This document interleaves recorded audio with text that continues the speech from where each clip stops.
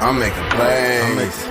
I'm making hits. I'm making hits. I'm making plays. I'm making plays. I never miss. Haters gon' hate. Yeah, they gon' hate. But look at the clips. Just look at the clips. At the end of the day, I was made for this shit. Dog, I was made for this shit. Nothing but green grass in my view. Hit him for 50 yards up the middle. All of my rushes are ready to move. Tell your quarterback, head on the swivel. Came all this way, so we hungry as hell. If we ain't winning, we ain't leaving the field. Overtime, now the shit getting real. Double overtime, shoot for the kill. I put it all on my shoulders. Give 100 till it's over.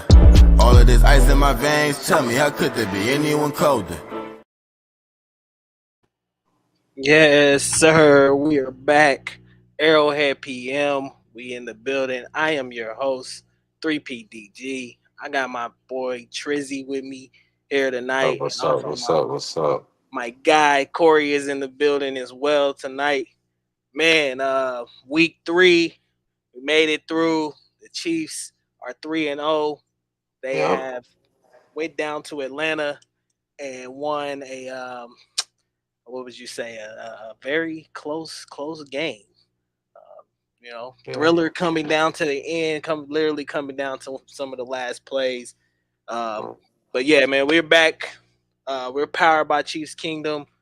Follow us at Arrowhead PM, AM and PM on Twitter. Please. And find us on any streaming platform. You can find podcasts on Apple Music, Spotify, Tidal, Facebook, Twitter, wherever you can find us. Enjoy the show. But man, guys, we're here to talk about this dub over the Atlanta Falcons and also preview Chiefs versus Chargers. How you guys feeling this week, going into this week being 3-0? Mute Corey. Is it the Chargers or half the Chargers we're playing? yeah. Chargers dealing with a lot of injuries at this point in time. But yeah. What about you, Trez? How you feeling? I mean, it's a divisional game. No matter how you look at it. I thought like going into the season, after Atlanta made their moves towards the end of the training camps, and they brought in Justin Simmons, obviously Matthew Judon. So I thought that match would be a little tougher, just matchup wise. I know they had a good secondary, but you had a guy like Justin Simmons, obviously that elevates you. And that's a guy that always gave Patrick Mahomes fits, and you see why. He just always knows where Patrick is going sometimes with the ball. So Patrick does a good job of adjusting, but for the most part, it's just going to be challenging against two All Pros. So if you think about the first 3 games, if you think about the opening, defending your crown against Baltimore, and then you go into another tough matchup at home against the Bengals, you win a nail biter there. And then you back on Sunday Night Football, where Kirk Cousins is coming off a minute drive, leading his team to victory. So for us to get that win, again, a lot of stuff didn't go our way. Some plays, fell out our hands, and some miscues and mistakes were happening. But for us to still come out on top, I feel like this is just a testament to the team's growth.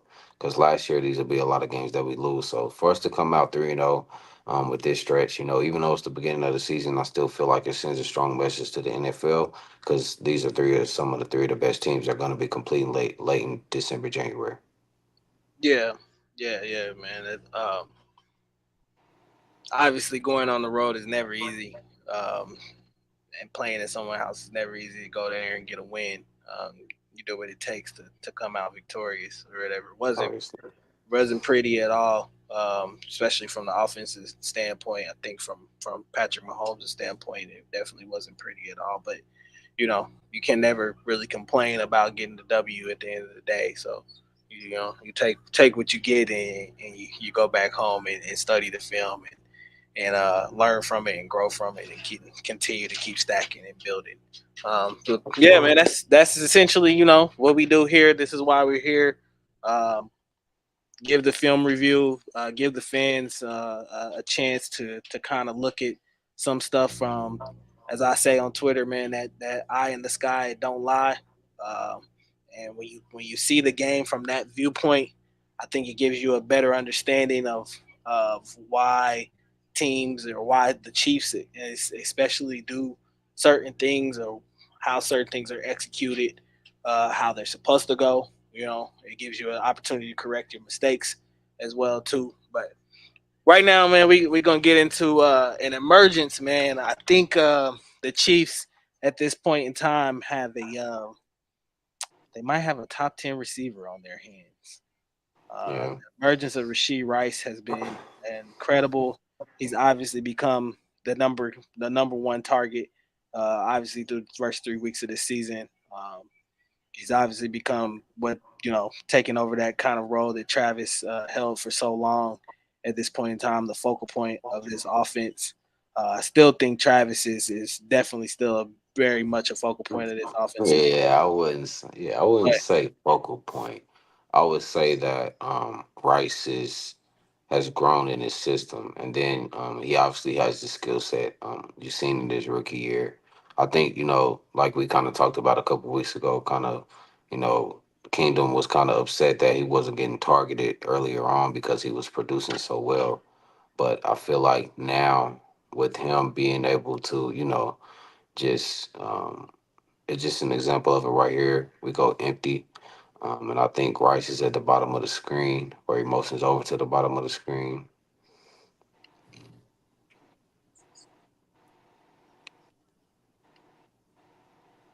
so we And get just a that understanding right there, like you go back to the play, right? Oh, this ain't the motion play, this is the beginning. mhm.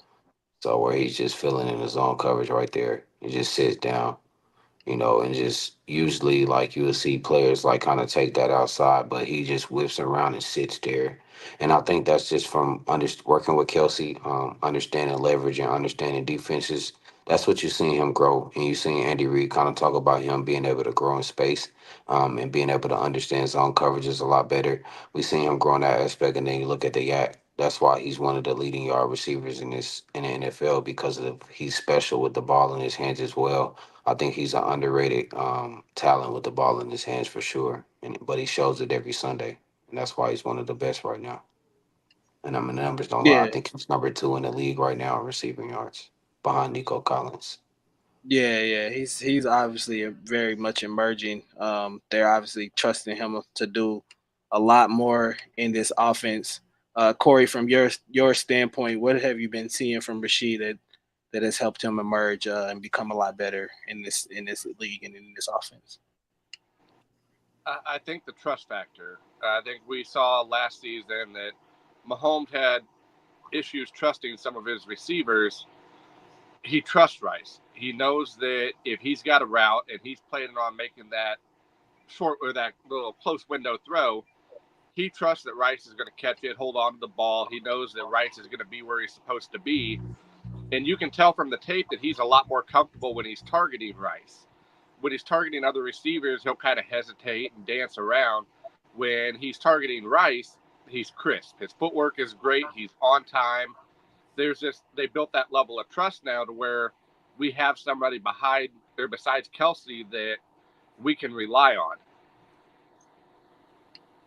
Yeah, Yeah, absolutely, yeah. absolutely. And just piggybacking off of that, I think like what you seen, and you kind of talk about him being the number one target, and I think that's simply because people may think Kelsey is old or have washed away, but like you said, the eye in the sky doesn't lie, and the eye in the sky shows me that he's still getting double and triple teamed. And then when he is one on one, he's winning those matchups constantly. So I think Rasheed Rice has a good understanding of who's playing Kelsey, how they're double teaming them, what man is taking who. So when he Hmm. is running his routes in zone coverage, when he is in man coverage, he has a little bit more understanding of leverage. And then like Corey added, like that trust factor, which is big. We seen him like elevate his targets throughout the playoffs. I think he was like one of the leading receivers in the playoffs, and he ended up breaking Jamar Chase's record for receptions in the playoffs, which is impressive. So just for Rasheed Rice, being able to show like, okay, if you make me the guy, I can be the guy. You need me to go deep, I can go deep. I can catch it short. I can catch screens. I can sit down. Look at this. This is one of the probably like one of the best throws all night. Patrick Mahomes is just comfortable with this play across his doubles. So get a little play action. You just drag it right across, put it right on the numbers, right where he can run and catch it. And that's again like Patrick Mahomes. Even though he is struggling, I think this is one of those passes in the second half where we seen him kind of get his leverage back and kind of get his feet back under him. It's just a good play by Andy Reid as well. So for Rasheed Rice to be depending on like that, look at that. I mean, it don't get much better than that. So 15 finding him right on stride, and then Rice doing what he do best after the catch. Getting as much yards as he can. He's not trying to shy away from contact. He's trying to make you miss or go right through you. So this is guys emerging. He's emerging into a young star right in front of us. So I'm happy that this kid is actually working out because we haven't really been able to hit on receivers. So to see Rasheed Rice elevate his game, and kind of like cement himself as one of the guys early on, it's definitely fun to watch, man. And I'm just hoping that he can continue to build on that, and he'll have an opportunity to do that this Sunday against the Chargers as well. And here's a fun stat for the people that are complaining about the lack of use with Worthy right now. Worthy is right on pace for what Rasheed Rice was year one at this point in the season. Couple more Right. couple more games, he's going to surpass Sky Moore's total yardage in 3 years. So, like I said, you got to ease those rookies in. But the biggest key that I've seen from this year compared to last year is Rice is starting to figure out how to sit down in the open spots. Last year, I don't know how many times I watched him. He would run by the open spot and run himself right back into coverage. And I think that's the biggest difference we're seeing. And like one of you guys said, I think working with Kelsey, that first play that you saw was a prototypical Kelsey move where he makes his cut, he sees the defender, he does that little curl back to the open spot. We've seen Kelsey do that for years, so it's kind of good to see that rubbing off, especially if they're doubling and tripling Kelsey, that he's able to take advantage of those spaces in his own coverage. Yeah, exactly. I mean, here's a prime example of Kelsey being able to do that. Like if you go back and rewind this play, I know that pass was to Rice. But I feel like again, this is where we talk about Patrick Mahomes kind of not trusting everything. Kind of feel like him not trusting everything. If you go back, yeah, Yeah, I slow it got down for me just a little bit. you. Yep. There I you got you. go. I feel like again in this situation, just use your fundamentals. And Patrick Mahomes talked about this. Get back to the fundamentals. Yeah, Rasheed Rice is coming open on the bottom of the screen, but look, the pocket's clean. Stop it. Hold on. Go back a little bit. Now he does end up getting beat, but look what Trey Smith does. He enables that guy, so that pocket is still clean. Mhm. And then you talk about Kelsey not having a step and not doing this. Watch what he does to an All Pro right here. Broke him off so smooth. Well, Mhm. well, And you not talk only, about not only that, speed rushes you can only win so far downfield. Look at where the ball was snapped from, and look at where Mahomes ended up, almost 9 yards deep in the or deep in his drop. I mean, that's Mhm. to me that's a little bit too far. He's getting back to where he's drifting a little bit, and that's making it to where he's feeling that pressure come on those speed rushes, and he's got to hurry up and get rid of it, and he's speeding up that internal clock. If he would have just stepped up in the pocket there, that's an easy throw between the tackle and guard. The right side of the O line played that perfectly. If you look at the split, there's 8 yards of separation between the left defensive end and the left D tackle. Mhm. If he'd have just stepped up in that pocket, he had an easy throw, or he could have even tucked it there. Just watch yeah, how clean this pocket is if he'd have stepped up into it. Instead, he drifts back 9 yards and ends up drifting right back into where the blockers go. Like, look at Right. that separation right there. If he'd have stepped up, he could have rolled out or had a nice little lane to make that throw.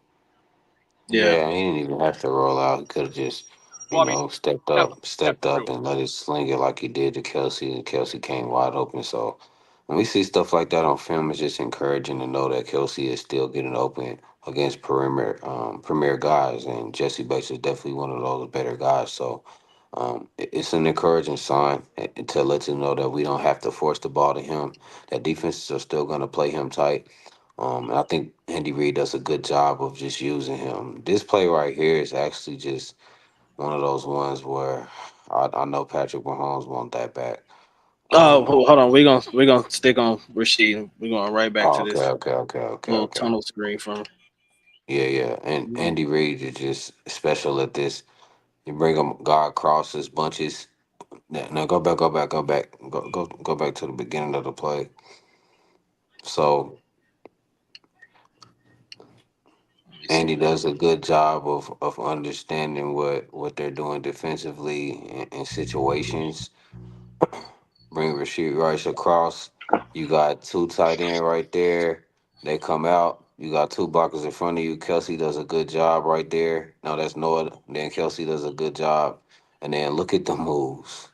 That's stuff you Mm. can't teach. That's just football. Him being a football player, him being an athlete, it's just complimenting the play calling and it's complimenting how fast Rice is just picking this up. And again, he's not shying away from anything. You know, he's trying to find ways to make plays, and that's exactly what he's doing week in and week out. And it's exciting to watch, man. Like Yeah. to know that he's going to show up every Sunday and make plays like this.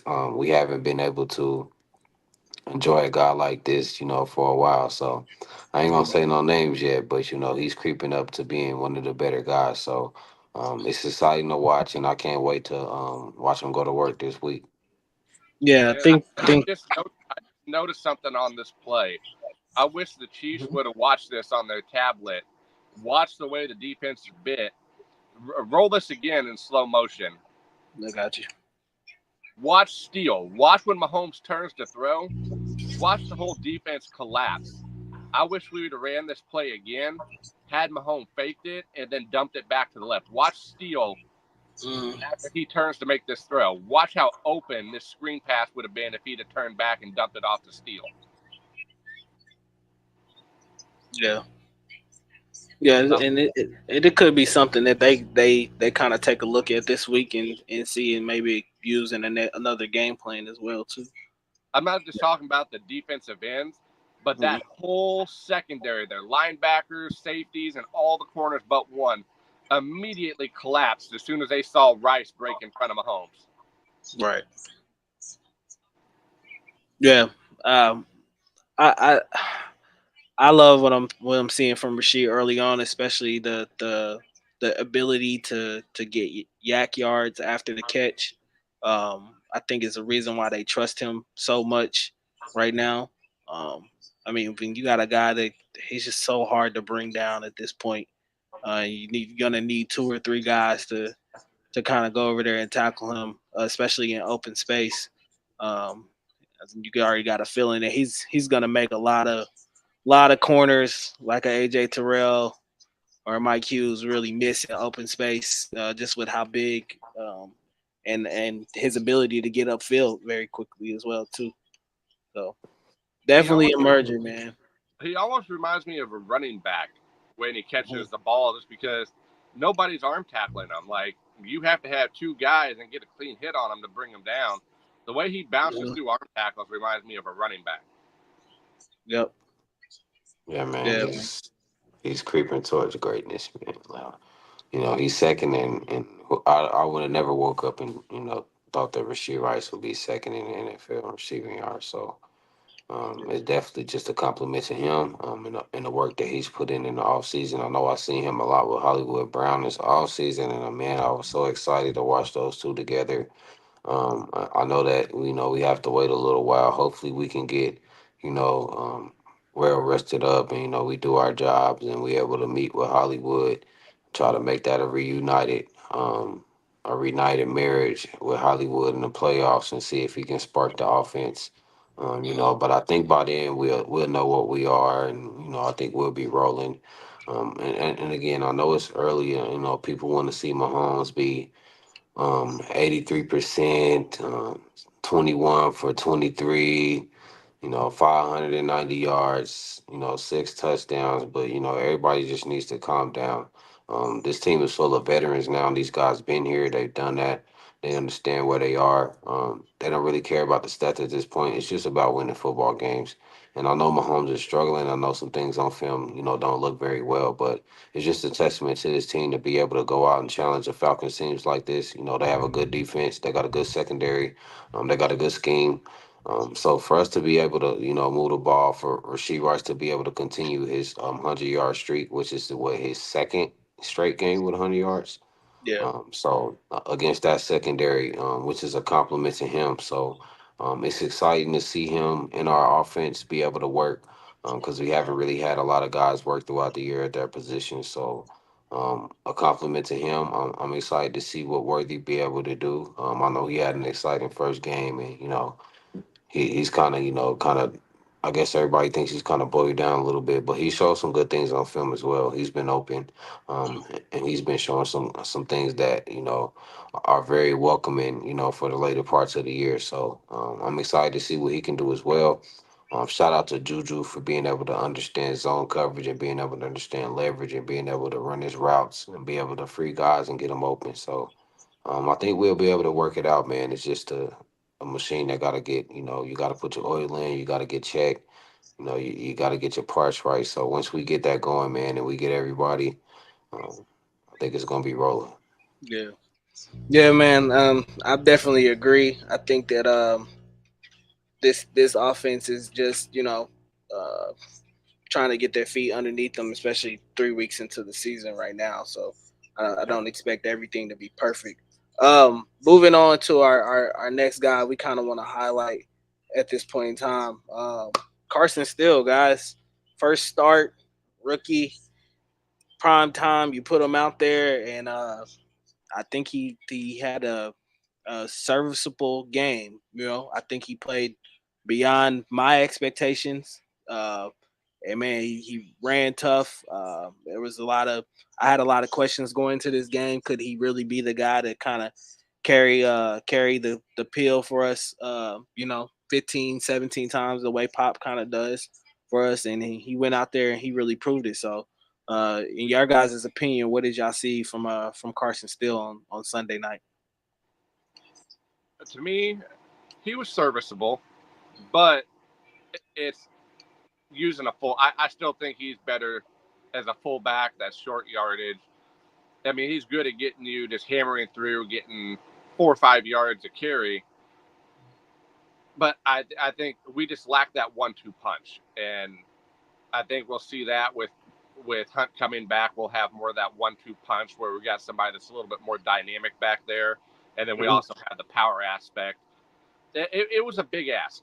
I mean, he's essentially a fullback. We brought him on for short yardage, and he held his own. I mean, I have nothing bad to say about it because it exceeded my expectations. I expected us to have a really lackluster running game, but I mean, it was competent. Mm-hmm. What about you, Trace? How'd you feel about Carson Steele's performance? I actually disagree, man. I thought it was a great performance. He's a rookie.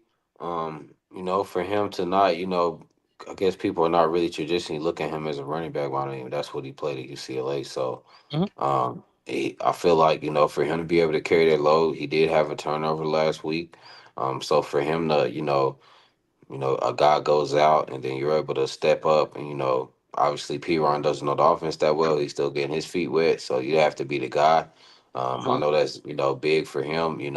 I can only imagine being a rookie on Sunday Night Football, big game. We want to win. We depending on you. I had a fumble last week. So, him running between tackles, getting those tough yards.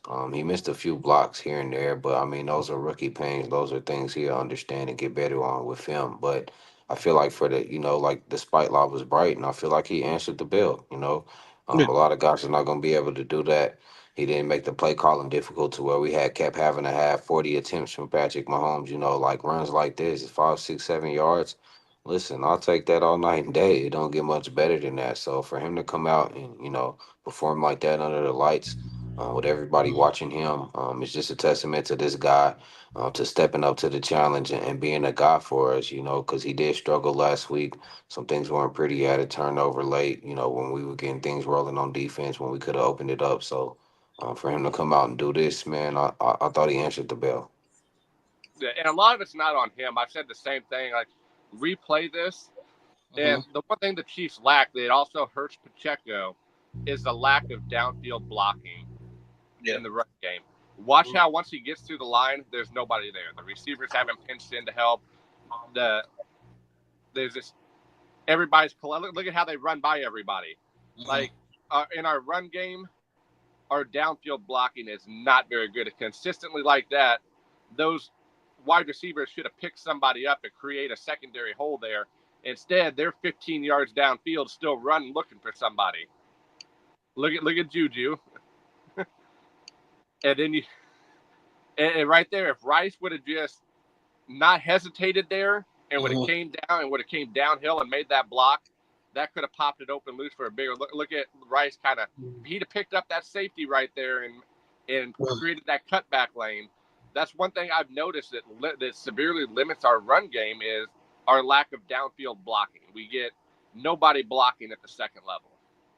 Yeah, yeah, and I think it boils down to an effort kind of thing. You got to be willing to go down there and do the dirty work. I know that guys like Juju and are willing to do that. I think Rasheed has that mentality as well too. I'm not sure what was going on with this play, but at the same time, I think there's something that they'll see on tape and that they'll definitely try to improve on. There is one thing that I do want to show about Carson Steele, and it's not necessarily a negative thing. I just think it's something that he could obviously get better at. Let me get to it.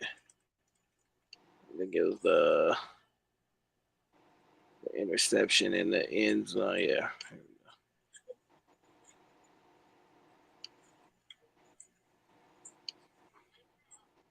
So this is the first drive. Um, This was and I rough think because it was open too. yeah, this I just think this is a rookie, like Trey said, this is a rookie growing pain. It's something I think that as his career goes on, he'll get better at. But he just misses an assignment on this. If he takes this guy and instead of trying to kind of leak out, I think you give Pat a little bit more time to kind of fire this ball to Noah and not have to kind of lob it off his back foot. Um, so I think it's something that he'll see on film as well too, and he'll have to correct and adjust. And I think he kind of knows that as well. So you just got to know where the blitz and the pressure is coming from, and that's something that I think that'll grow with maturity. Yeah, and and that's another reason. Like if you go just to the start of the play, um, if you go from the beginning of the play, I feel like again this is where Patrick Mahomes you got to help his rookie out. Hmm. Um, he's seen the guy coming because he throws the ball instantly because he knows he's coming. Hmm. So this is why Kelsey, if you look at the bottom of the screen, Kelsey got his hand up. He think it's a touchdown because the guy is closing in on him. That Hmm. goes right over the top, fire it, you know. But Hmm. he couldn't step into the throw, so it's more of a sidearm throw. You see Kelsey celebrating because he knows he knows what's going on, but the blitzer is coming, so he has to get rid of it quick because Carson didn't pick it up. So it's a good try by Pat, but it's a better play by Justin Simmons. Yeah. And obviously things like that are things that he'll grow from, and later on down the line, I feel like he probably won't even be in for that. That'll be a Kareem Hunt. That'll be a Pacheco blunt. Yeah, So for sure. I really wouldn't What down even was that? be in that situation. That was like This the first like was the first down. I think so. First and 10, second. It was second or first down. It Second and wasn't 8. third. Yeah. Yeah, Second and second and eight. eight. So play it First or second. again and watch the receiver cutting through on the check down. Watch how wide open he is here. Up at the top, I think it's Rasheed. On the crosser right here. Yeah. Look at that. Just dump that off right there. You see the guy closing on you? Hit that check right there. There's no point in taking another step backwards and trying to throw that off your back foot. Just step up and make that quick little dump off. I mean, that's kind of what we were talking about too. It's bad footwork. He's trying to do a little bit too much. If he just makes that dump off right there, that's a first down, first and goal. Yeah. Kelsey celebrating like that is funny, man. Yeah, I think this is one of them plays where there's a microcosm of things. Carson picking this up. Pat also, like you said, Triz, identifying this guy's coming. I think he fully knows that this guy is coming. Yeah, he So knows. I think this is one of those plays where you kind of get your hand stuck in the cookie jar, getting a little greedy. Seeing that that you kind of He have just this leverage at the top, he's and eyeing him right away, like yeah, you know. and you kind of telegraph. You kind of tell Justin Simmons, who's an All Pro, where you're kind of going with the ball, and of course he's a ball hawk. He's gonna make plays like this, you know. And it's just this one of those plays. I think you kind of think that you He gotta just want to kind of be tip on your him. hat to. Yeah. Yeah, it's a great play. Not a lot of safeties gonna I be mean, able to I'll say come across the field and make I that mean, play. nine out of 10 safeties right there don't make that play, and that's a touchdown. Hmm. Yes, Sam. The live chat does work. We're glad to have you here, brother. It works, Sam. But yeah, I mean, he's able to come across like Corey just said. I mean, it's not a lot of guys that's gonna be able to sniff that out. So Justin Hmm. Simmons just got a knack for picking Patrick Mahomes off. Glad we don't got to see him no more. Oh, F thank God. Justin Simmons. Yeah. I think that he's played enough that he can tell just by the routes when Hmm. somebody's running a decoy route and somebody's running a clear route like that. And Yeah. I think he diagnosed. I don't think he read Mahomes as much as he diagnosed that play. He saw who was cutting down, who was the clear out route, and who was cutting through, and he immediately put his foot in the ground as soon as he saw the receiver go underneath and Gray come over the top like that. He Hmm. immediately jumped. Even before Mahomes went to throw that, he was already jumping that route. I think that was just a great defensive read. That's just playing against this Chiefs offense enough that he saw a play that he's seen a version of before. As soon as he saw that tight end break out like that on that deep 2/3, he immediately knew where it was going. Yeah. Yeah. I think I think this is a great transition for us to go into the Mahomes struggles at this point. I I don't want to say I don't want to say it's struggles, but it's more of just things I think that he can emphasize on and kind of correct Yeah, at this this point. stuff is Um, mind. yeah, it's just it's details in his game that I feel like he's gonna go back and look at on film and kind of get fixed. But obviously, this is the first play of the game coming out. I think that on this play, he had a chance for a big shot down the field to Worthy, and I think he just saw it kind of a tick too late, and I think that's the reason for why this throw ended up being where it was. But Yeah. Trish, if you want to break this down, you can go ahead and tell us what you see on this play. Yeah, so um this is a nasty play call by Andy Reid. Go back to the beginning. We got Jay Watt, I think that is coming across in the motion. So you're gonna get the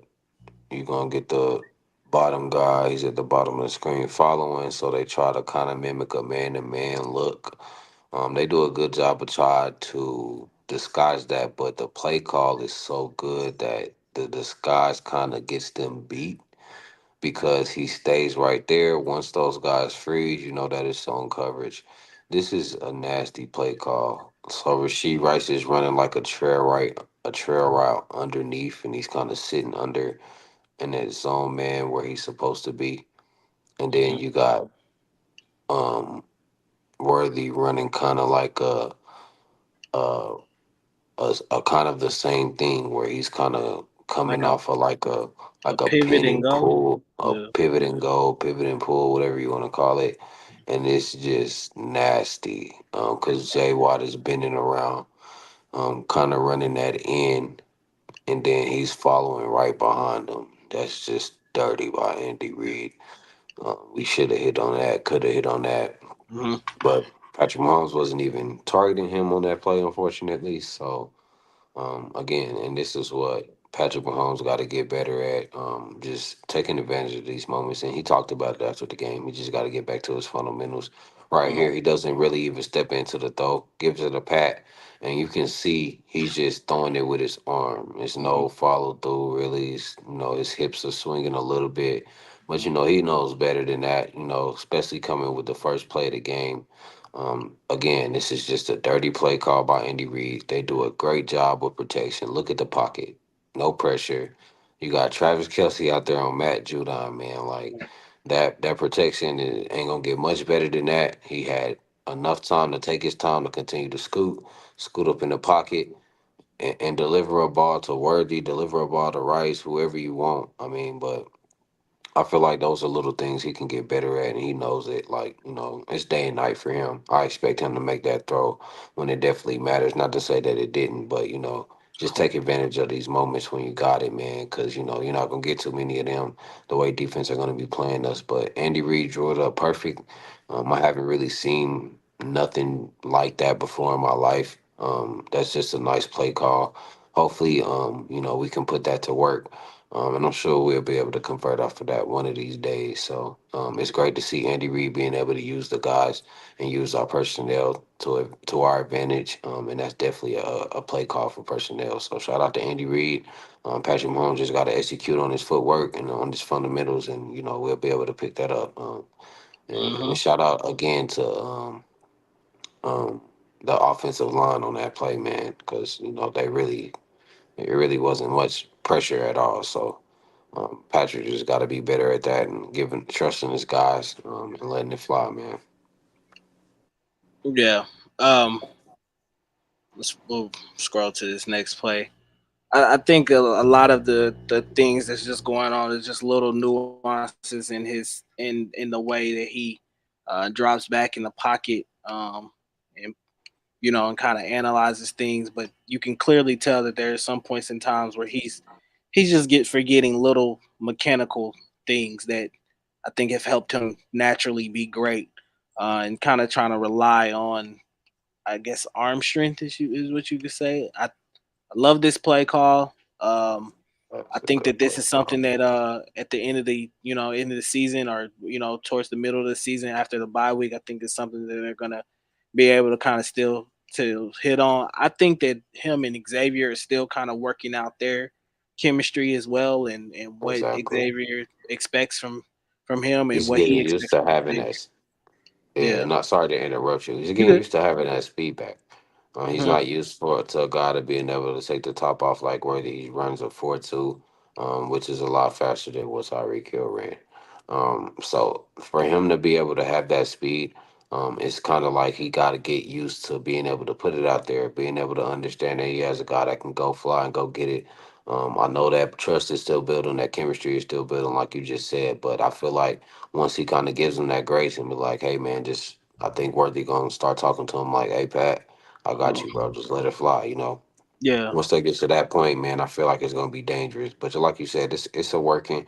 It takes time. It takes reps. It takes repetition. And I think those guys gonna get it down at some point. But it's cool to see them taking the shots, kind of lifting that top off. Because if you get in a position like that, you're on the 40, you're on the other side of the field.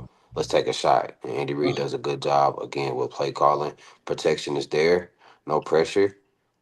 Step up and let that fly, Pat. That's what I'm saying. That's six. That right. that would have looked like, if he would have hit on that, if they would have been saying on Twitter that, that's Hmm. Tyreek Hill, like that's Tyreek to Pat. That's Pat, like that. Nah, that's Worthy to Pat. You know what I'm saying? So Worthy he gonna make his name having a quarterback like Patrick Mahomes, and I can't wait for him to be able to take advantage of that. Once those guys, like you said, get late in the season and they get that connection going, Worthy's gonna be able to make a name for himself. I can't wait. Yeah, yeah. I think on this play, and in my personal opinion, I just think it's simply mechanics. You see him just kind of drop back. I don't like when he does this. He kind of crosses those feet. But it just, I think it kind of takes away from him being able to drive that ball down the field. And also just the anticipation of the play. I think you have to let this ball go as soon as you see Xavier breaking here, and it's kind of got to be out in front of him. Um, and I think if he does that, then it's completely six. I think you got to let him run and go get this instead of trying to throw. I guess you could say throw him open essentially. Yeah, You know. exactly. Because he's just putting it on. He tried to put it on his numbers, and he should have put it on the spot. And just Hmm. let him, put that over the top. Let him go run out there, go get it, finish that Yeah. little 5 6 yard run in. So nobody is gonna be able to catch him. And I think he just does a good job. I know he's a rookie, And he hasn't been getting the ball when he's been getting open. But listen, Yeah. man, Zay is special. So for him to be able to do that, take the top off the defense like that, we don't even got Hollywood in the game. I don't even think Rasheed Rice is in on this play. You know what I'm saying? So he's gonna have his opportunities, man. I'm excited for him, man. So to see stuff like that on film, we've been saying this a few weeks in a row now. So Mhm. look, listen, that boy gonna come here handy. Just trust and believe it. Be patient. It's coming. That bomb is coming. Don't worry about it. Corey, I want you to kind of speak on what you see as far as Pat's footwork. What do you feel like at this point that he can kind of change with the way he's kind of manipulating, dropping back in his pocket, and working with his feet? So to me, he's standing with his feet too close together. He's not prepared to make that throw. You see, he has to take a shuffle step and then a big step to throw it. You Hmm. got to anticipate that. You have to see him cross over that corner. The deep corner right there has outside leverage. He crosses past the safety. The outside corner has outside leverage. You know the route's coming back to the inside. You have to Hmm. be ready to step into that and release it as soon as he makes that cut and let Hmm. Worthy run underneath it. He waited too long to throw it, put too much air in it too late, and allowed the cornerback to come back underneath it. Hmm. He had like 5 yards of initial separation on that end cut. He should have made that throw 2 steps before he made that cut and gave him room to run underneath it. It's just his feet weren't in a position to throw, and he had to then get into position to throw it. And at that point, it was already too late. Yeah, Again, man, look at the old line. Look at Trace yeah. J. Pockets Look, clean. I look just at feel like Thody. Look at Thody. Look at Thody. Look at Thody. as you can see there, if you're looking Them at boys made watching me happy. his feet just Them get boys stuck made together. Them boys made me happy, man. I think he just got excited, man. He seen them breaking and he just like, let me let it rip. Hmm. He didn't even think, not thinking about it for real. Just seen him open, wanted to get the ball to him, got excited. Some stuff that's just early on this week 3. I know we like again. I know we want to see the party. I know we want to see the bomb. I know we want to see the meow, but it's coming, man. So to see them kind of get it going a little bit early. I know he just off a little bit. If he can put that out a little bit and let them go get it, but they're gonna have their opportunities again, man. That's a good secondary again, and I think Rasheed Rice is able to do his thing. So it's not gonna be too many guys that gonna be able to keep up with that speed. And I think Andy Reid just does a good job of taking advantage of that in certain moments. And I feel like once Pat be able to capitalize on those throws, that's gonna take Hmm. our offense over the top, man. I'm telling you.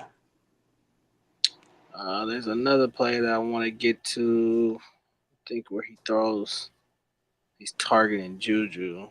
Trying to find it. Oh, let's see if I can find it.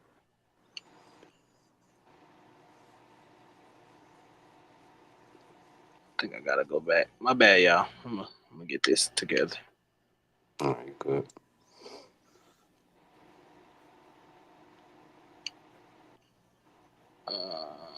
Come on, man.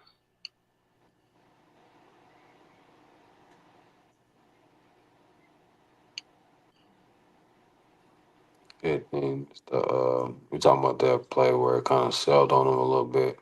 Yeah, it was an incomplete. Yeah, the way his kind of Yeah, his mechanics on that were a little funky. yeah. If I can That's find that's it. that's little stuff that ain't. I feel Hmm. like his. I don't really even feel like his struggles. It's just again like him rushing, getting excited.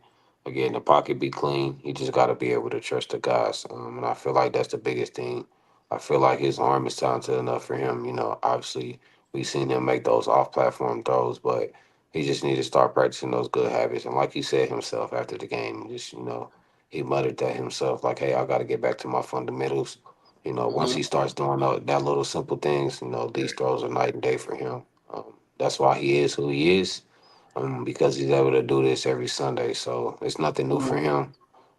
If anybody knows how to fix it, it's definitely that guy, and we definitely gonna see him do it. So I'm not expecting Right. him to be perfect every week, but little stuff like this that we see on film is just little easy, fixes. It's not like he's not seeing stuff well, or can't read the defense, or he's having trouble seeing things. Like he's just bad footwork, trying to force throws, stuff that's not there.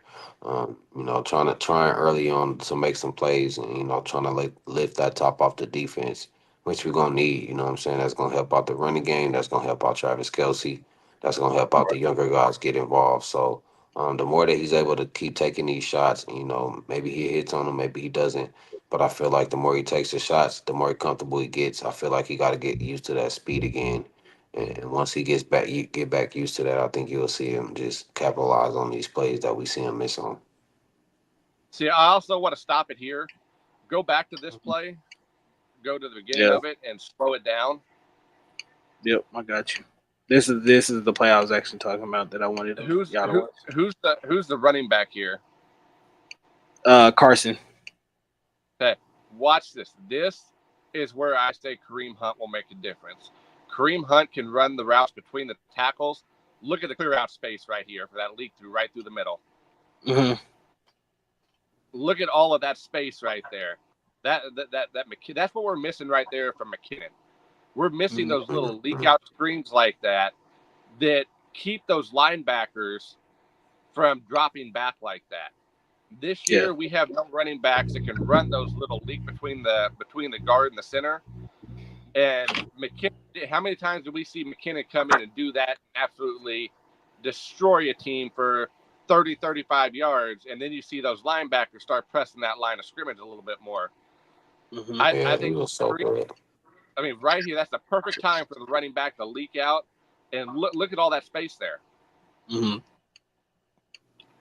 Yeah, I so reviewing this play last night, kind of want to speak to what I kind of see. I, it's getting frustrating because I don't know why they continue to keep putting Sky out here if they don't trust him. I think Pat definitely doesn't trust him at this point. I feel like this is a ball you gotta Sky's open. I mean, you gotta fire this to him. He's at the sticks.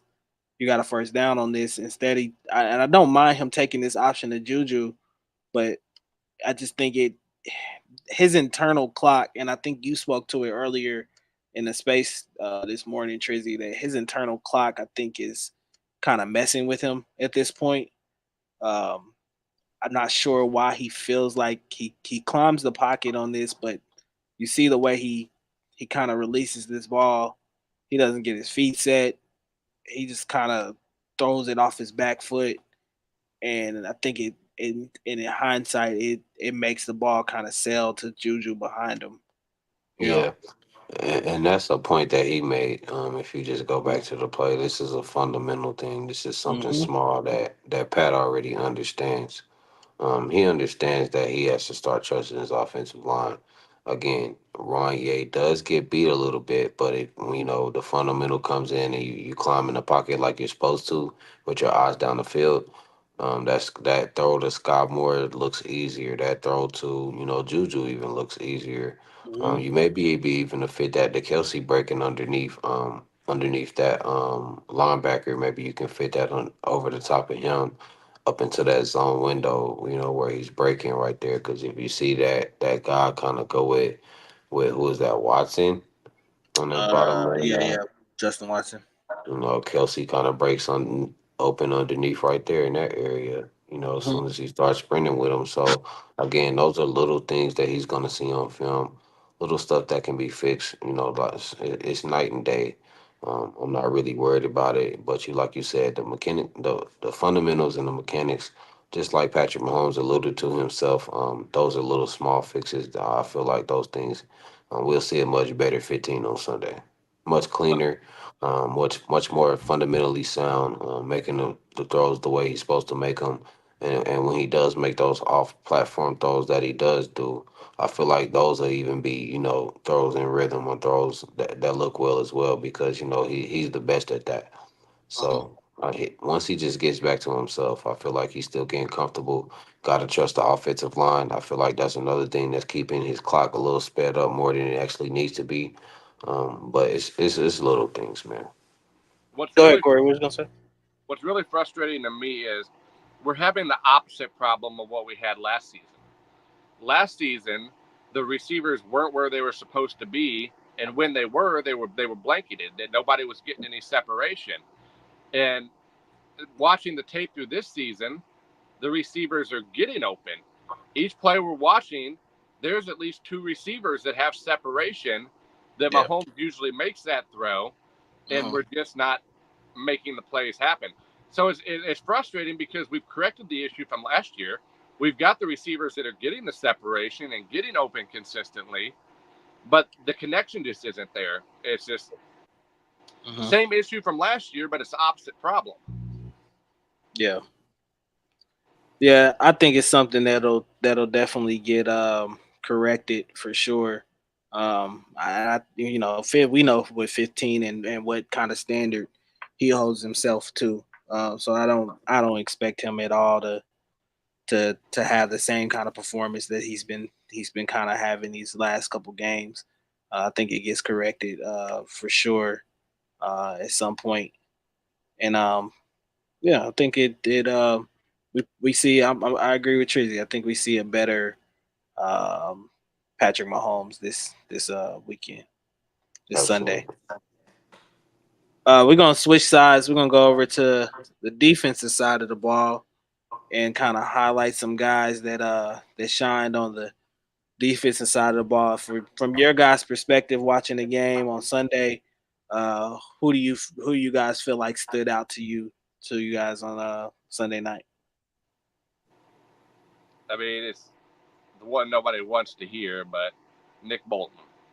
Every time everybody was worried about Bijan and what he was going to do, and every time you would see a hole or a gap in Bijan would recognize it, get ready to cut, and then here comes Bolton flying through, hitting him behind the line of scrimmage. That Hmm. play at the end of the game wasn't the only good read that Bolton had. I don't know how many times I saw him diagnose and shoot a gap and hit somebody in the backfield, or redirect the running back further outside right into the defense. So to me, I would have to say a mix between the interior defensive line, like Wharton, Noddy, and then Bolton. We completely clogged that center up and left absolutely zero cutback lanes for Bijan. That's where Robinson thrives, is when they run that outside run, and then he gets cutback lanes, and then he'll Hmm. go for 20, 30 yards. We completely clogged up every cutback lane on just about every run play that I saw. Yeah. Um, shout out to Spag. Shout out to Joe Cullen. Um, those guys are right on the money. Like you said, the interior defensive line, Noddy, Wharton, Jones, Fennell, Mike Pennell, all those guys coming in, rotating in. The whole linebacker unit, I feel like, played very well. Drew Tranquil, Leo Chanel, Nick Bolton. Those guys had a hell of a game. Um, just those front seven, like I said, those guys being able to play that well, I think it's an underrated group right now. And they're playing really sound football. I think they're probably one of the between the defensive line and the linebacker unit. I think they're playing the best football right now. Maybe we can throw the safeties in there too. Um, but I feel like for the most part, the defensive line has been getting it done. And you seen why on Sunday. I mean, to hold a guy like Bijan Robinson to 1.9 yards per is just impressive. It means that we're controlling the line of scrimmage. It also means that Spag's game plan coming in is working well. And then when a game plan is working, guys are moving fast. Guys are getting to the ball faster. Guys are making plays faster. Guys like Nick Bolton are able to diagnose, get 8 tackles, 3 tackles for loss. Trayshawn Wharton, man, coming off, um, a great 2 games, and just complimenting himself more. Hmm. I love what I've seen from the defense. There were times that we struggled and we were out of position, like here. But for Yeah. the most part, I feel like the defense played well as a unit. They're picking up right where they left off in the playoffs, just making it tough for teams to score. I know that we've been giving up a little more than we would, but for us to be able to play solid, get off the field on third downs, Nick Bolton with the big fourth down stop. You got guys like Shamari Connor and Leo Chanel who are playing like all stars right now. Mhm. So the defense is just continuing to get better, man. So right now, people may not like it, but the defense is the best unit that we got. And I know we got 15 on the other side. I know A7's over there, but look, man, the defense needs their respect right now, man. And Nick Bolton definitely needs their respect because he's been getting a lot of scrutiny from Chiefs Kingdom. So for him to show up big like that on Sunday night, especially with the game-settling tackle, man, shout out to Nick Bolton. He's showing why his value is important. So hope Yeah, he can continue to keep that up, that type of play up during the rest of the year, which I think he will. I I think. mean, as I said, we played against two of the best, I'd say, running style offenses in the league in Atlanta and in Baltimore. And it's two separate offenses. The D line against Baltimore, the key is to stay centered and get push and hit Derrick Henry before he gets going. This is a completely different game plan, trying to game plan for somebody like Bajan who wants to stretch the field from sideline to sideline and gets you to over pursue. And I think it was a great job, change up the game plan, and it's also great discipline. I don't think I saw one play where I saw somebody overrun. And that's the Mhm. one thing as a defender that you see all too often is you want to be the one to make that play and you overrun it and there's a cutback lane. I think this is the only game I've ever seen where Robinson did not have a cutback lane. He was not able to stretch that field sideline to sideline. And like I said, that goes to Spags and Colin also, but also a gap discipline on being able to shift that whole D line all the way to one sideline while maintaining good gap discipline. Right. Absolutely. I kind of wanted to speak to this play too, because just from a Spags perspective, um, man, this guy's such a diabolical, I think, a genius at this point. Um, the way he can get these guys to rotate and manipulate their coverages, I think is something that's very special. But this just kind of shows what kind of different looks Spags will give certain quarterbacks. Look at all three of these guys and how they rotate, and we literally go from we start showing them a cover, what could be maybe possibly a cover one to a cover zero to back to cover two now. You know, so you're giving teams so many different looks that other quarterbacks and obviously Kirk Cousins is a veteran. He knows, he's been in this league for a long time. So certain times they'll you just get kind of got, especially like you said, Trizzy, about being out of position a little bit. And I think that's just what happens here. Guys just tend to kind of get out of position, and it happens. But the coverage to me, the look at least to me is something that you put this against a younger quarterback in this league, and they may not be able to dissect this, and not Exactly. know what's coming on, you know. So I agree. love what Spags is able to do with this defense and the play calling, the aggressiveness in his defense as well too. Um, we'll go to this play here and talk about Najee Johnson. Obviously got his, I think, a significant amount of snaps. You could say probably possibly his first start really, real significant Man, snaps with. getting this feedback. Well, Yeah, just getting back this into to the me, game. this to me though is just a early mistake. Hmm. If we're going man to man, what I don't like here by Nazi, I do like to try to communicate the switch. What I don't like is not the sense of urgency. And he doesn't do a good job of getting Drew Tranquil's attention. Drew Hmm. Tranquil is not a guy that he's not used to being on the outside. So you got to get his attention. Hey, Drew, clap at him, jump at him, stomp at him. Hey, hey, Yeah. hey, right before the play. Hey, look, man, if they go outside, we switching. Hmm. Make sure he knows what's going on because Drew Tranquil doesn't even look at the other guy. His focus is Bijan. Let me shoot that gap, try to mate with him. That's all he thinking about. Like, I still don't know why he just let him fly past him like that. But I feel Hmm. like Nazi in that situation, like, I'm not trying to match up Drake. I don't think Spags playing coming in was to match up Drew Tranquil against Drake London. I don't think, that's the scheme going in. I think Nazi Johnson just did a poor job of trying to switch that because he seen maybe what was happening. But, if you're going to see what's happening, just go sprint and make the play. Don't try to put it on another guy, end up giving up six. Yeah. Yeah. The last I agree. Go ahead, Corey. Yeah, that definitely looked like it was man coverage right there, and it looks like he bid on it and thought maybe there was going to be a switch. But I mean, at that point, you can't trust Tranquil to try to track down a 4-4 receiver. You got to stay on Yeah, that guy. no. And Yeah, you got to sound like. I Mhm. would rather you have to have that mentality. I would rather get beat underneath than deep. So you got to Mhm. make sure. Even if both people took that deep option, I'm okay with that. You can Yeah, I'm recover okay with that. on at the 6-7 yard line. You just can't get beat. You can't get beat deep. Can't have a free release like that. Yeah. Well, and Yeah, then you got to look. You got help underneath on the underneath because Nick is here as well too with him flowing his way to the ball. So I think that once I think what Nazi really could have done is once he seen Drew wasn't really taking his indicator. I think you just gotta go to all right. This is my man. Let me stay on him. You know, hmm all the way through the play. yeah, And I that's just all think he had to do. I think he trusted that Drew kind of paid attention to him or whatever, and it just ended up being miscommunication. Is that Justin Reed at the very back? Yeah, stuck in cement. He's so late on diagnosing that. You have to see where the misdirection is there. They Hmm. don't have that misdirection for nothing. That's got to be the focal point of the play. Yeah, And Yeah, right. they've got double coverage on everybody else underneath right there. He's got to see that and be able to diagnose it and help out over the hmm top. Like, is he going to make that play?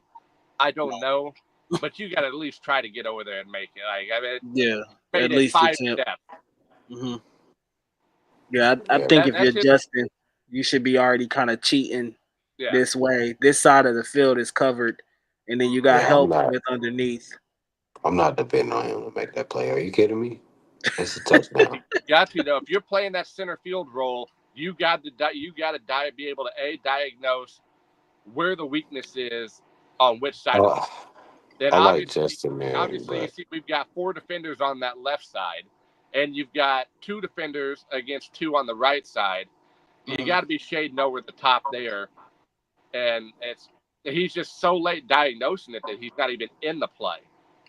Right. yeah, I mean, look, man. Justin Reed coming down.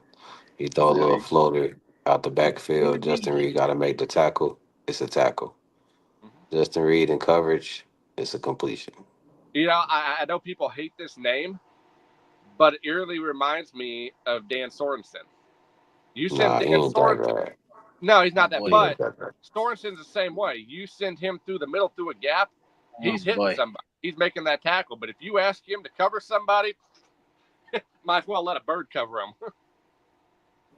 Yeah, I mean, he just does a poor job of being flat-footed right here on this play.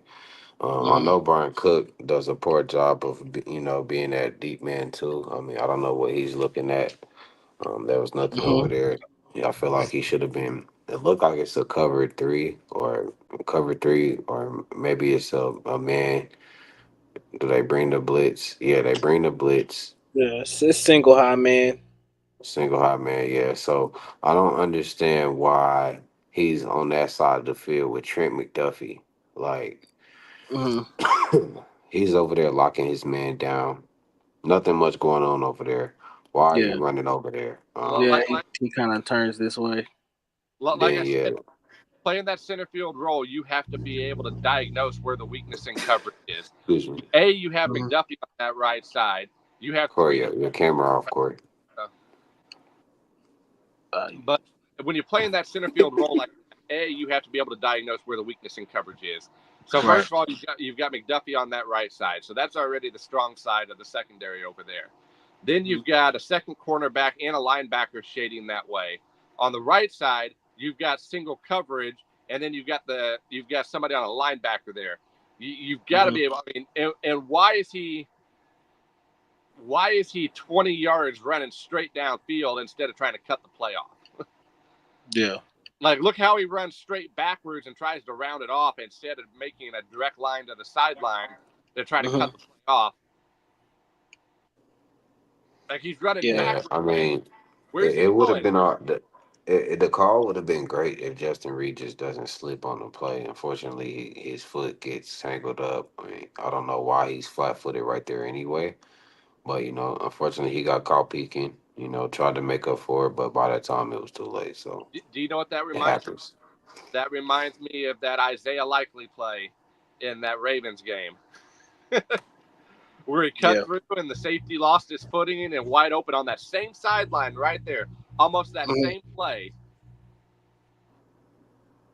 Yeah. I just think he gets his feet kind of caught in cement here. It's just real stagnant. You kind of I wish you could see it from this view, but you got to be more proactive, knowing what's coming to you, especially with him being a veteran in this league and knowing playing for so long. I think he kind of knows now what should be coming, uh, especially from a tight end as well too. But you know, you live and you learn. I think it's something that they'll look at on tape and kind of go back and Here's the problem with correct it. Reed. He's great coming down, Chargers week, baby. but he's so hesitant in coverage. He lets the receiver get to his body before he turns and makes a move instead of anticipating and cutting off the route. And anytime you let that receiver or that tight end get on your body and cross in front of you before you Hmm. turn to make that play, A, you're running into his legs, or B, you're already 2 steps behind. Right. He's going to be a little bit better at diagnosing that route and then mirroring it instead of waiting for that receiver to come to him. Hmm. That's Let's the worst thing you can do in coverage is let somebody run across your body. I'm gonna go to let's highlight Shamari Connor for a little bit. Uh, got an interception, just right place, right time. He's been doing this a lot this year. Also, shout out to Turk Warden. Got to give him his flowers as well too. Feel like he's been playing out of his mind lately, um, and I think he leads this defensive line in pressures at this point throughout the season. But Triz, if you want to break this down and kind of tell us what you see on this as well too.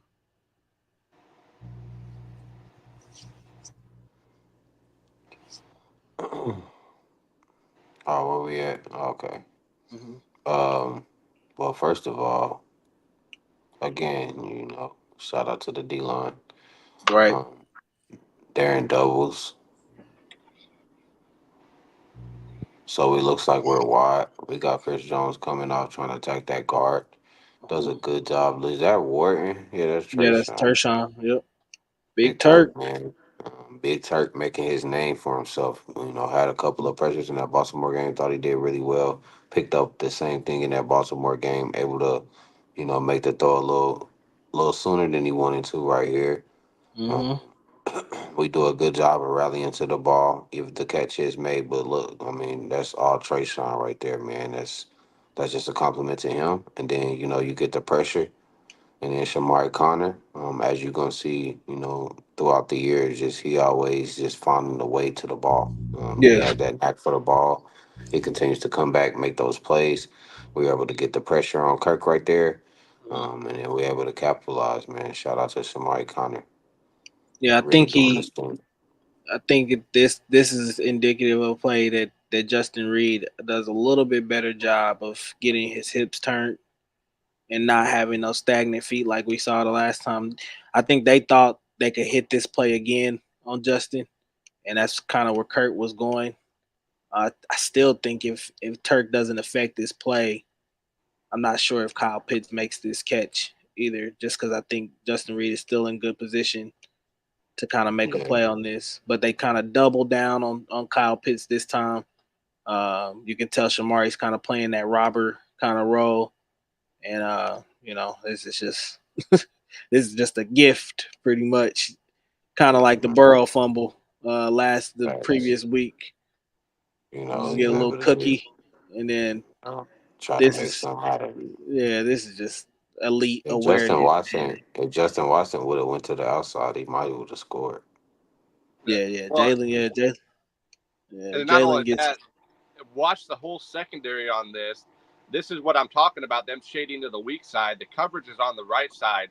And look at how the Mhm. safeties immediately start shading towards that left side, putting them in position to make a play. Even if the Yeah, ball is thrown in the right spot. Look at how they're reading the quarterback, reading the coverage, seeing us one-on-one, double on both this side here, and they're already shading towards it. That's the difference in being able to make a play like this and what we saw earlier where you get somebody breaking over the top wide open. The safeties actually did a good job reading this play and shading towards the weak side of the defense. Yep. Yeah, you got 3 guys over here in position, and that's why I said I think if Kurt tries to fit this in, I'm not really sure what Justin would have done, but at the same time, he's still in position to at least affect the play in some sort of fashion.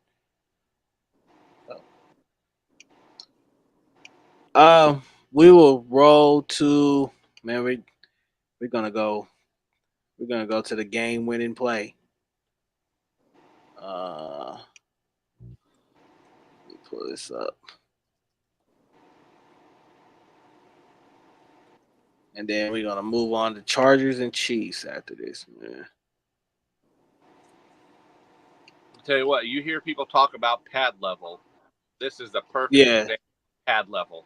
Not only did Leo block two O linemen on one block, he got this dude airborne. He got below his chest plate and had this dude leaning backwards and a foot in the air. Mm-hmm.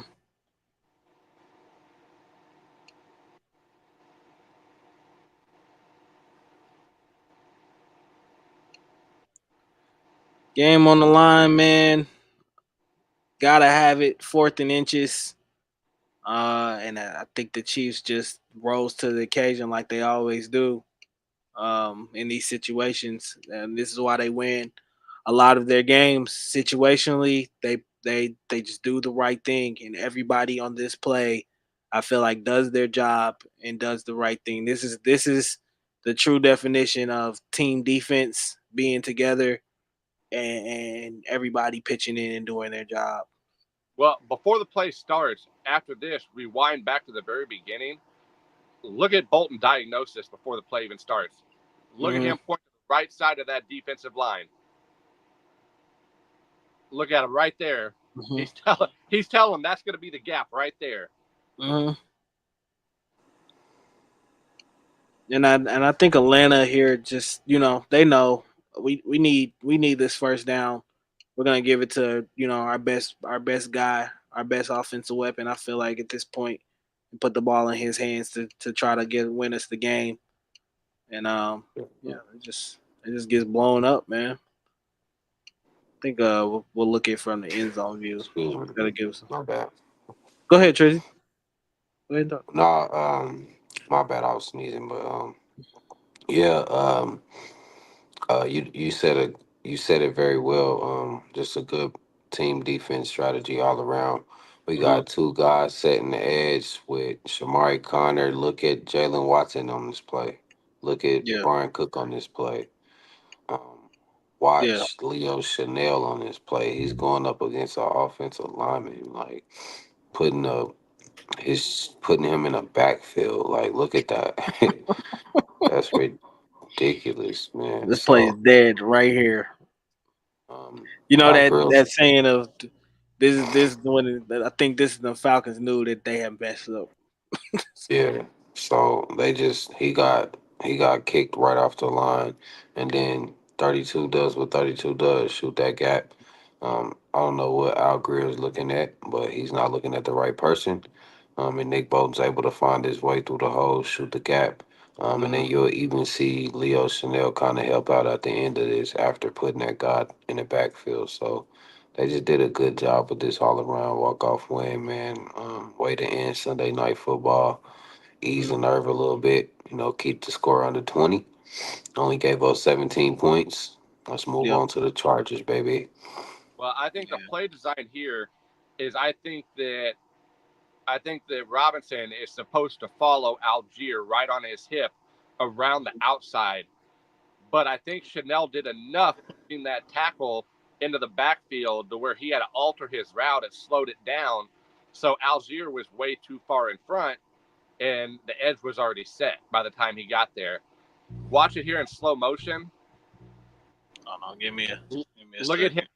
He has to do a sidestep instead of just following right on his tail. I think he was supposed to hold that close to the line, and if that edge is there, he's supposed to bounce around Algier. But Chanel literally pushes that tackle 3 yards back to where he has to bounce back a couple yards, and at that point, that play's already off. Corey, I think push is an under exaggeration. He bench presses this grown man. Right here, he gets him airborne. Right. He almost makes the play because he almost essentially trips Bijan. I think that is supposed to be Algier helps push that right there, and Bijan has the option, and it would have been there if he'd have been a little bit quicker. He would have beat Cook around that edge. He'd have had Cook one-on-one with the blocker to get to that edge, but Leo just blew that play up so fast that there was nowhere to go. Yeah, correct. Let's briefly get to Chiefs and Chargers. You guys give me three keys to beating the Chargers this weekend. Start with you, Trish. Clean football.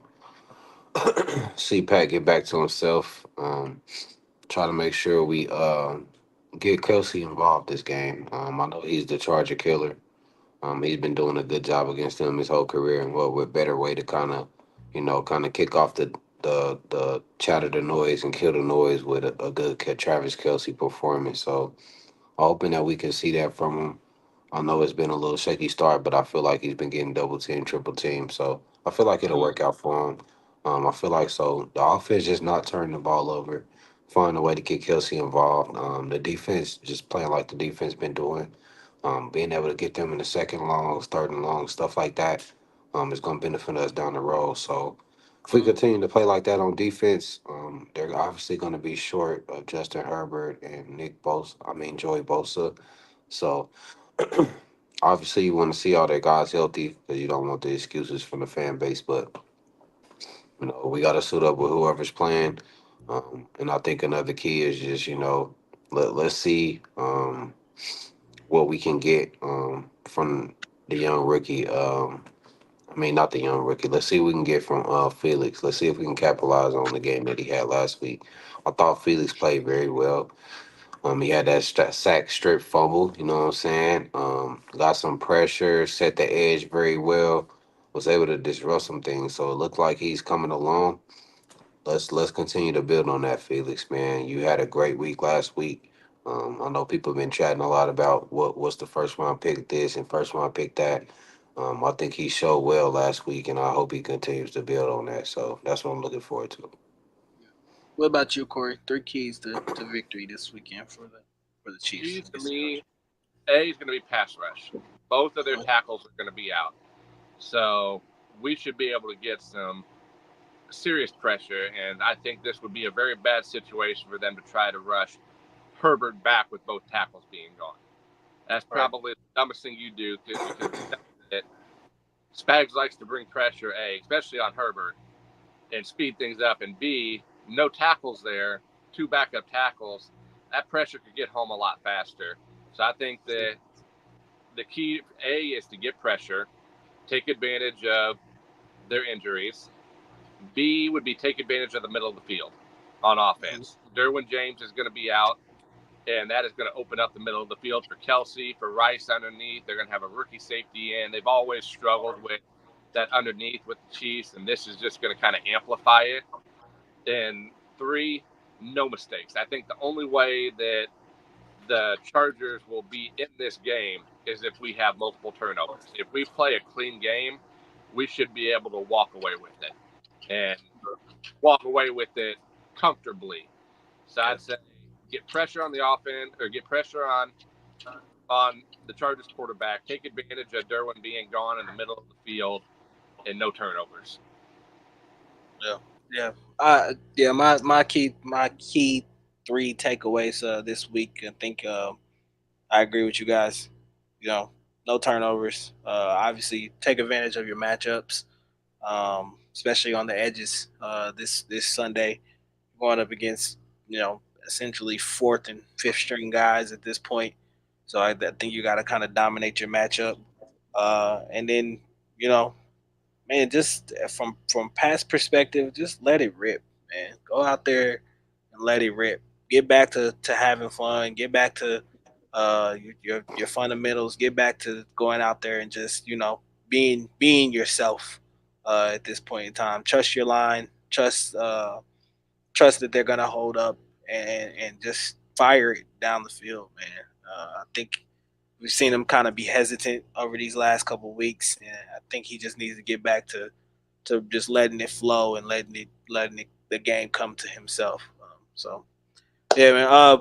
Before we get into week 4 and what you guys are intrigued in, I want you guys to give your score predictions for Chiefs and Chargers, and also we'll do a little new segment. We'll do dog of the week. Who's gonna be your dog of the week for the Chiefs this week? So we'll start with you, Corey. Score prediction and your future dog of the week for the Chiefs. I'm going to go 34-20, Kansas City. And I think dog of the week is going to be George Karloff. I think they're going to have to do everything they can with 2 tackles out to try to limit Chris Jones. So Karlaftis is going to get a lot of one-on-one matchups against a backup tackle, and he should be able to take advantage and dominate. I think that he could have 2+ sacks this game in this situation, especially playing against the mismatches. Okay. What about you, Tris? No score prediction, man. I got to Chiefs a lot, the ops a little. Um, I will say I got Rasheed Rice over 100. I got Kelsey 152 TDs. Charger killer, baby. Since is that your dog of the week? Is Travis Kelsey? TK, baby. I'm going with the killer, man. I'm going with my dog. All He right. got Fucking with my dog. he got 2, so I'm gonna pick an offensive one too. Okay. Kareem Hunt over 70 yards. Oh, that's a bold prediction. All purpose. I hope that's all purpose. Nope, I think he breaks at least a 20-25 yard run, which will give him only 50 needed to break 70. I'm here for it. I'm definitely here for it. I'm waiting for Madden to put him on the roster. Man, it should be updated here soon. But I'll say my score prediction. I'll go 26-16. And my dog of the week, I think Trent McDuffie gets his first career INT this week. Hope so, man. I'm ready to see it. I know we've been waiting on it for a minute, so hopefully we get to see it at some point this week, and that'll be my dog of the week. Will be Trent McDuffie. Week 4, we're rolling, guys. Man, 4 weeks. We already 4 weeks into the season. Season's moving fast. What games on the slate this week intrigue you guys? As far as all around the NFL, who will you be watching this week? Sunday night football is gonna be interesting. I want to see if Josh Allen can keep playing good against a better defense. That Jaden going into Cincinnati and did what he doing last Monday night. Him going into Arizona is gonna be interesting. I think they got a good chance of him coming off playing that well. And then I think the Steelers are in trouble against the Uh-oh. Colts. Oh, so you calling the upset? Is what you saying? Yeah, I got an upset. I got Colts over Steelers. Upset alert! All right, Corey, who you watching this week? What games intrigue you? I think there's a couple undefeated teams that drop. I also think Seattle is Seattle undefeated right now? Yep, 3-0. I think they dropped to the Lions. I agree with Trizzy. I think the Colts will sneak one out in Pittsburgh in a sloppy ass game. I don't think that's going to be a pretty game. All right. The matchup that I'm really going to be watching, though, I would have to say is the Baltimore-Buffalo game. We've seen Josh Allen light up the scoreboard 3 weeks in a row, but everybody's been questioning defenses that he's gone against. Yeah. How is he going to be able to handle a defense, especially if he gets the turnover early? The thing we haven't had to see yet is when Allen turns the ball over, it usually leads to 1 or 2 more. So if Baltimore Baltimore can get an early turnover, I think that's the key to kind of knocking him out of his game and that rhythm that he's in. So between that one and Green Bay, Minnesota, is Minnesota I for think real? Is I Minnesota think for real? Josh Allen gonna light Baltimore up, man. I think this is the game we'll I think see he if gonna Minnesota light Baltimore up. against the Green Bay defense. I Right. don't know, man. Josh Allen only played good against. I don't know. Like the last time, I don't know, man. Baltimore ain't that good on defense. Like they ain't what they used to be. So don't be surprised if you look up and they getting Boat alley oop race. between the leg. Josh Allen jumping over nigga like. MVP Josh Allen. Don't be Nah. surprised. That's all I'm saying. But I mean, the same way with Lamar Jackson, man. I don't think that Buffalo defense is the same. I think Baltimore is a little physical up front too, so it's Mm-hmm. gonna be interesting. But I still like the Colts over the Steelers. Yeah. Um, I like Minnesota staying undefeated against Green Bay. Um, I think Caleb Williams got to show something, man. He got a lot of noise going on, a lot Mm-hmm. of outside stuff he be doing. It's time to show something, dog. Like I know it's tough, but I Mm-hmm. mean, Here's the problem: Chicago you got to figure can't. something out with that. Man, that man, as soon as that ball's hitting his hands and shotgun, he's got two defenders in his face. Yeah. Yeah, so That offensive hey, line man. is terrible for him. That Yeah, and first man. they killed Mitch Jeff, Trubisky, then they killed Justin Fields, and they're going to do the same thing with Caleb Williams unless they get an offensive line in Chicago. Right.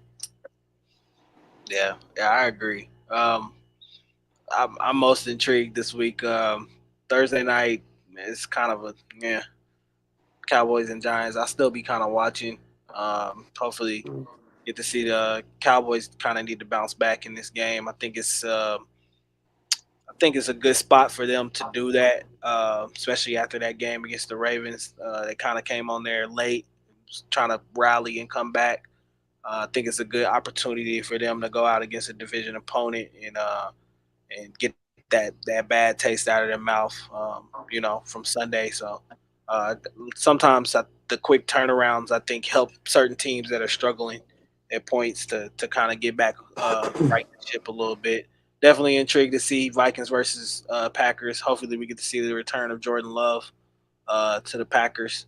And then I think you're right on the Steelers and Colts game, Corey. I think that's going to probably be a slop fest. And then really, really excited for Monday night because I think that's going to be one of the best games of the week. So Here we go. Shit show of the week. How bad's the breakdown? How bad's the mental breakdown going to be if Baltimore loses to Carolina, or not? If Bengals lose to Carolina?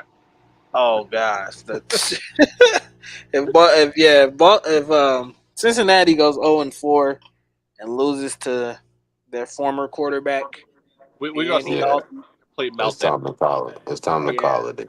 I think we will see a complete utter meltdown by the Bengals. So I asked a Bengals fan the other day in a space.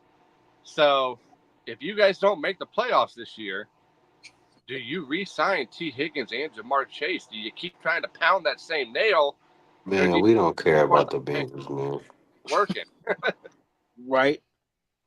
Yeah, well, I'm not sure, man, but we'll find out. Hopefully, for their sake, they can come out and execute a lot better than they did against Jaden Daniels.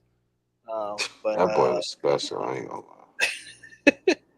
but we'll see, man. And, we never know, man. This is a big spot for Andy Dalton. This is essentially a revenge game. His opinion, So we'll see how he handles it and how he goes out there and what he does, man. This is the kind of Other game than that, called a trap game, but they've already lost 3 in a row, so it ain't a trap game yeah, anymore. I don't. 0-3, you don't get no more trap Yeah, games. All right? yeah. This is At that point, it's not a this is trap your game. season on the line. It's a game. You got to get in the win column this weekend. So we'll see if Cincinnati can do it, man. I still believe that they can turn it around and fight back from that 0-3. Not sure if they can, they'll make the playoffs or anything like that, but I still think that they got enough talent, I think, to turn that thing around and really right the ship and get back right. 1-3, yeah. 0-4, I don't think so. Yeah, We don't care about the Bengals, man. Come on, move on. But anyway, man, if y'all don't have anything else, man, like I said, follow us. I think that's gonna do it for this show. Follow us at Arrowhead AM and PM. We do Twitter Spaces Monday and Wednesday at 9 o'clock Central Time. We're live after the day after Sunday after the games. On Check there to us out. talk Check to us out. chop it up, man. Come talk ball with us. We'll be back here next Wednesday again at 7:30 to review the film, of course, for the Chargers and Chiefs, and then talk about the next opponent as well. Follow my guys at their respective Twitters as well too. Trizzy be Trizzy the be the name. name. Trizzy be the name, man. Follow me, Twitter, ladies. You know what I'm saying? You, nah, I'm playing, but Killer. follow me on the All handle, right. man. We talking ball. See y'all here. Hopefully after a Chiefs win. Let's keep this show on the road. Let's get better this week. I'm excited for us to, go California dreaming, baby. Yeah. Corey, Midwest Sports 5. Follow you there. Corey's got some college stuff. I think he'll be working on here soon. Looking at some guys, some prospects for the draft, getting you guys ready for the next draft in April, and giving you some early information on that. So he's our college guy, so he'll be doing all that work over there, whatever. So yeah, man. I don't have anything else. Appreciate everybody being here. 341 live viewers tonight. Appreciate all y'all, Appreciate man, y'all. for tapping Appreciate y'all. in Appreciate y'all. and watching the film with us. And yeah, man. Go Chiefs. Hopefully they go 4-0. How about those? Yeah. Jeez. Come Peace on, out. baby. 4-0. I put it all on my shoulders. Give 100 till it's over. I told you.